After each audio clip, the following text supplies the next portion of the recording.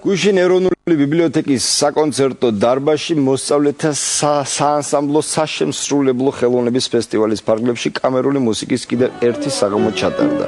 კამერული მუსიკის პოპულარიზაციის მიზნით ფესტივალის განმავლობაში დაგეგმილია 5 კლასის კონცერტი, რომელთაგან ბოლო შემაჯამებელი გაიმართება 2014 წლის იანვარში.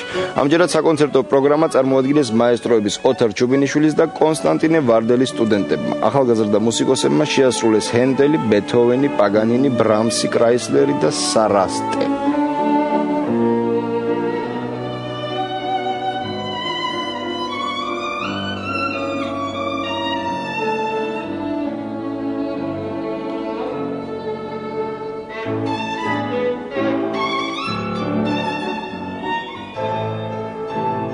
ჩვენ გვინდა რომ პოპულარიზაცია იყოს აი ასეთი მუსიკის. ბავშვები ძალიან დაინტერესებულები არიან. ეს არის უკვე ჩვენი ერის კულტურაზე მოქმედებს.